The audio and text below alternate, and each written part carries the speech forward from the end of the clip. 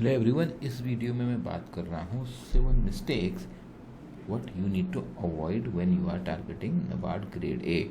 मेरा नाम चंद्र प्रकाश जोशी है। I am a former AGM of RBI और ये जो मैं एक्सपीरियंस शेयर कर रहा हूँ वो बहुत सारे कॉम्पिटिटिव एग्जाम्स के मेरे खुद के एक्सपीरियंस हैं और आज की डेट में हम बच्चों से जो इंटरेक्शन कर रहे हैं, जो सक्सेसफुल कैंडिडेट एग्ज़ाम निकाल रहे हैं, उनके एक्सपीरियंसेस के बेसिस पे अपने स्टूडेंट्स की प्रिपरेशन में ये गलतियां हमने करते हुए लोगों को देखा है और उनमें इम्प्रूव करते हुए भी देखा है। I am sure these will definitely help you, but याद रखिए इम्प्लीमेंट इसमें आपको करना है। आपको इस वीडियो में मैं एक पीडीएफ दूंगा which is very very useful PDF for NABARD grade A exam. अब पहली मिस्टेक जो करते हैं लोग वो है not balancing the width and depth of the study.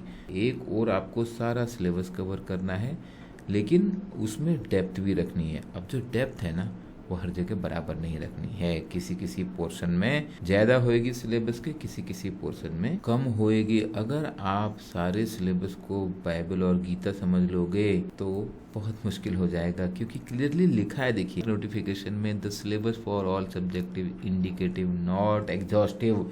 यानी कि सिलेबस के बाहर क्वेश्चन पूछेंगे तो आप नहीं बोल सकते भाई सिलेबस से बाहर क्वेश्चन क्यों आ गया। The syllabus should not be considered as the only source of information while preparing for the examination. All matters falling within the realm of the subject concerned will be considered studied by the candidate as question can be asked on all relevant matters under the subject. यानी कि अगर हम rural development की बात कर रहे हैं तो अब बताइए रूरल डेवलपमेंट में क्या नहीं आता है हमारे देश में, जहाँ पे 67% जनता आज भी रूरल में रहती है। इलिस्ट्रेटिव है सिलेबस, याद रखिए, खाली ईएसआई का सिलेबस है। इतना सिलेबस लिखने के बाद भी लिखा है ये इलिस्ट्रेटिव है, एग्जॉस्टिव नहीं है। यहाँ पर प्रश्न ये पूछना है भाई मेरा गोल क्या है, why I am studying. Economist बनना है या सोशल साइंटिस्ट बनना है, पीएचडी करनी है, इस पर एग्ज़ाम निकालना है, राइट। तो भाई आप सबसे पहले देखो प्रीवियस ईयर क्वेश्चंस, बहुत ही इंपॉर्टेंट है। बिकॉज इतने सारे सिलेबस को अगर आप WTO के बारे में पढ़ने लग जाओ, globalisation of economy, you will find books and books. Economic reforms in India, privatisation, inflation, कितना पढ़ेंगे आप इस पे। सिमिलरली एग्रीकल्चर रूरल डेवलपमेंट में यहाँ तो बहुत सारे टॉपिक आपने कभी सुने भी नहीं होंगे अगर आप नॉन एग्रीकल्चर बैकग्राउंड के हैं। तो अब कौन सी बुक लेनी है आपको इसके लिए। अब मैं कितना गूगल से ढूंढूं, यूट्यूब से ढूंढूं, टेलीग्राम पे ढूंढूं, कहाँ से कंटेंट इकट्ठा करूं, ये समझने के लिए भी you have to go through the previous year paper. ये जो गूगल, यूट्यूब और टेलीग्राम से कंटेंट इकट्ठा करने की जो प्रॉब्लम है, that is the mistake number 2, content hoarding. Content जमा करना है, सर पीडीएफ नहीं मिल रहा है, और हम वो पीडीएफ ढूंढ रहे होते हैं हर सोशल मीडिया में और उसको जमा करके एक बढ़िया सा फोल्डर बना लेते हैं। बट इतनी बड़ी लाइब्रेरी लेके जाएंगे कहाँ और कब पढ़ेंगे उसको, एंड क्या ये रेलिवेंट है। मल्टीपल सोर्सेस का कंटेंट आपको कंफ्यूज करने वाला है, बहुत सारा रिपीटिशन भी होगा। एंड सेकंड मिस्टेक इस लाइन में आप क्या कर रहे हैं, पूछ किन से रहे हैं, जो रॉन्ग लोग हैं, जिन्होंने खुद एग्जाम नहीं निकाला या जिनका स्कोर इस आसपास भी नहीं आया कि वो इंटरव्यू में गए, और वो आपको गाइडेंस दे रहे हैं। अब वो जो टेलीग्राम में गाइडेंस देने वाला है उसके खुद की क्रेडिबिलिटी क्या है। He may be doing it genuinely, I am not saying कि वहाँ पे हर आदमी झूठ बोल रहा है, बट उसको पता तो हो कि सच में एक्चुअली कहाँ से पढ़ना है। भाई वो लोग मिल रहे हैं कि आपको टेलीग्राम में जवाब देने के लिए, जिन्होंने एग्जाम निकाला है वो तो नाबार्ड में बैठे हैं, वो तो आरबीआई में बैठे हैं। Accumulating the content rather than learning is a wrong strategy.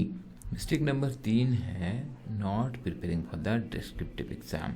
अब आपको मालूम है आपका फाइनल सिलेक्शन तो डिस्क्रिप्टिव एग्जाम पे होना है, बट आप याद करो आपने लास्ट टाइम कब 1000 वर्ड्स लिखे थे और कब आपने लास्ट टाइम 1000 वर्ड टाइप किए थे कंप्यूटर पे, क्योंकि कीबोर्ड को भी यूज़ करना आना चाहिए आपको।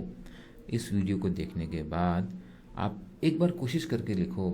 देखो इस प्रश्न का answer, what are the major challenges of agriculture finance in India, please suggest remedial action. Try करो, खुद से ट्राई करो, लिख के तो देखो। क्योंकि जो एग्ज़ाम होता है हमारा, जो फेज़ 1 एग्ज़ाम है, वो ऐसा ऑब्जेक्टिव है।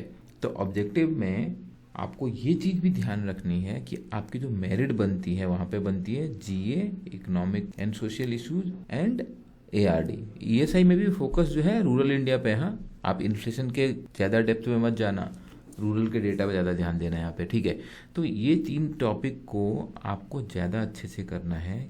लास्ट के जो 3 टॉपिक हैं, क्योंकि इससे आपकी मेरिट बनने वाली। बट यहाँ पे आएगा ऑब्जेक्टिव क्वेश्चन। अगर सपोज एक प्रश्न आ जाए एग्जाम में कि निम्न में से कौन एक टाइप की काव है और उसके ऑप्शन में लिखा हो हॉल्स्टीन फ्रीजन। सो हॉल्स्टीन की स्पेलिंग आपको याद रखने की जरूरत नहीं है, लेकिन अगर डिस्क्रिप्टिव होगा तो आप हॉल्स्टीन फ्रीजन लिख ही नहीं पाएंगे अगर आपको स्पेलिंग याद नहीं है।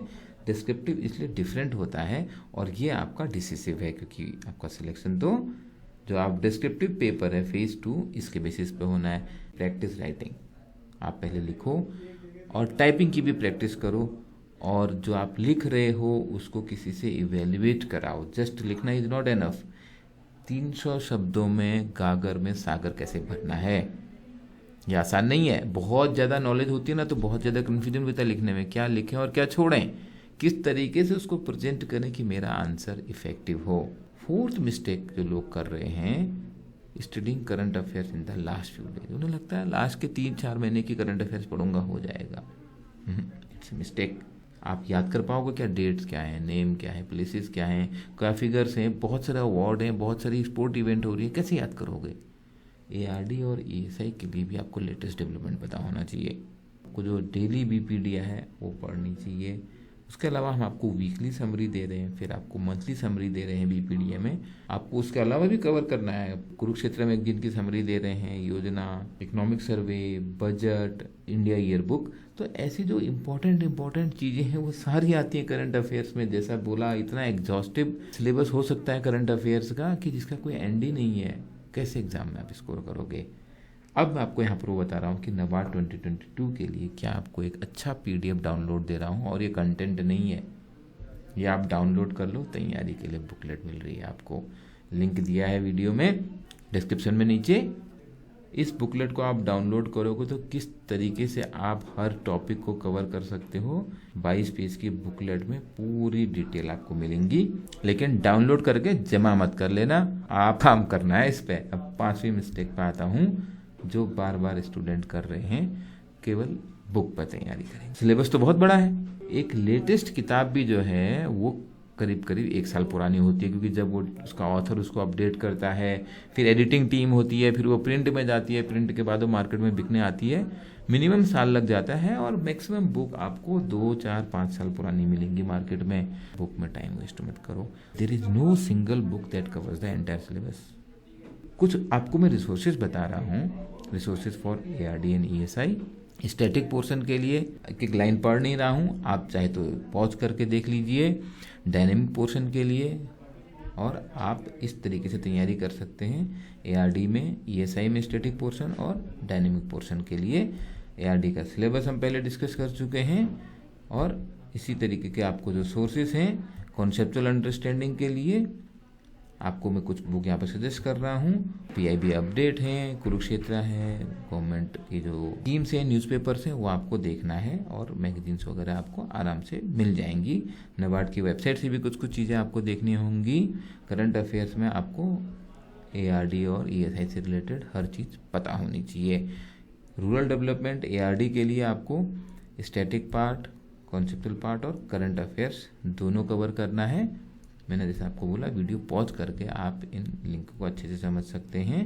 इम्पोर्टेंट मिनिस्ट्रीज आपको कवर करनी है, बहुत ही इम्पोर्टेंट चीज़ें जो हुई हैं वहाँ पे वो कवर करनी है।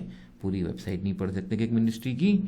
इकोनॉमिक एंड सोशल इश्यूज़ में भी इस तरीके के जो इम्पोर्टेंट टॉपिक हैं उनको आपको कवर करना है। ईयर बुक से, योजना कुरुक्षेत्र से और वेरियस रिपोर्ट से। न्यूज़पेपर और BPDA अच्छा सोर्स है। इकोनॉमिक सर्वे की ईयर बुक, PIB, इन सब में आपको ये मटेरियल मिलेगा। और ये जान लो, आपको अपना टाइम सेव करना है। ये जो मटेरियल अरेंज करने में टाइम आप लगाने वाले हो, दैट इज कंप्लीट वेस्ट। आपको उसके अलावा क्वेश्चंस आएंगे, क्वेश्चंस के आंसर आपको कहाँ से मिलेंगे? उसके लिए आपको कोई मेंटर चाहिए, कोई गाइड चाहिए। अपने टाइम की कीमत समझो। मैं आपको रिकमेंड करूँगा, subscribe to the course, prepare 50% faster. आपको मटेरियल मैंने सारा दिखा दिया, वहाँ से आप तैयारी करना चाहते हो कर। बहुत सारे स्टूडेंट बोलते हैं मैं सेल्फ स्टडी करूंगा। स्टडी तो सेल्फ ही करोगे, मैं थोड़ी ना पढ़ लूंगा। भाई कोई भी फैकल्टी पढ़ाने आ रही है क्लास में, तो स्टडी तो आपको सेल्फ करनी है। There is no substitute to self study. वो आप नहीं करोगे, कोई भी कितना भी अच्छी फैकल्टी से पढ़ लो, कितने भी अच्छे कोच के पास चले जाओ, वो थोड़ी ना आपका एग्जाम निकल जाएगा। Self study is must, but once you have all the relevant content at one place and the guidance of the faculty who will also answer your questions, आपके चांसेस ऑफ सिलेक्शन बहुत बढ़ जाते हैं। Course systematic तरीके से जैसा exam का syllabus दिया है कि टॉपिक आपको कवर किया हुआ मिलेगा, और ये सक्सेस आपको मिल रही है देखने को, जो स्टूडेंट निकाल ही रहे हैं हर बार, ऑल इंडिया रैंकर्स निकलते हैं। छठी मिस्टेक की बात करते हैं, वेटिंग फॉर द नोटिफिकेशन। अब आप बोलेंगे नहीं अभी तो मिस्टेक नहीं कर रहा, अब तो नोटिफिकेशन आ गया तो क्या हो गया, अभी आप वेट कर रहे हैं फॉर सबमिटिंग द एप्लीकेशन। जब मैं एप्लीकेशन सबमिट करूंगा फिर तैयारी शुरू करेंगे, उस दिन पहले मंदिर में जाके प्रसाद चढ़ाऊंगा, फिर शुरू करूंगा। फिर उसके बाद क्या होता है, अभी एडमिट कार्ड नहीं आया है। बहुत सारे लोग पूछते हैं एडमिट कार्ड कब आएगा। अरे एडमिट कार्ड आ जाएगा भाई, आप तैयारी तो कर लो। This mistake people do repeatedly. There is a word called procrastination. To do list रख लेंगे, और ये बुकलेट को भी आप डाउनलोड कर लेंगे जो मैंने दी थी अभी आपको, लेकिन काम कब शुरू करोगे? Last point I want to tell is studying without revision. इधर उधर का बहुत सारा कंटेंट जमा कर लिया, अब पढ़ लिया। होता क्या है, when you are not revising, memory is like this कि by the end of the day 80% तो अपने भूल जाते हैं, 82% भी forget. How the memory curves work, आपको रिवाइज करना है, जल्दी जल्दी रिवाइज करना है। The more you revise here the better it goes in the longer term memory. जो भी पढ़ते हैं उसको पहले घंटे में रिवाइज कीजिए, एक ब्रेक लीजिए 45 मिनट 50 मिनट बाद, और आपको रिवाइज कीजिए। फिर at the end of the day आपने क्या क्या पढ़ा था उसको पूरा रिवाइज कीजिए। At the end of the week, पूरे वीक में क्या पढ़ा उसको रिवाइज कीजिए। Revision is must. हम हर बार बताते हैं कि 90% क्वेश्चंस हमारे कोर्स से आते हैं, बट वो कोर्स याद तो होना चाहिए। That is what resulted to the selection. Hope this video helps you in unfolding your potential, making preparation 50% faster. Thank you. Video अच्छा लगा तो प्लीज़ लाइक ज़रूर कीजिएगा, शेयर ज़रूर कीजिएगा। All the best for your preparation.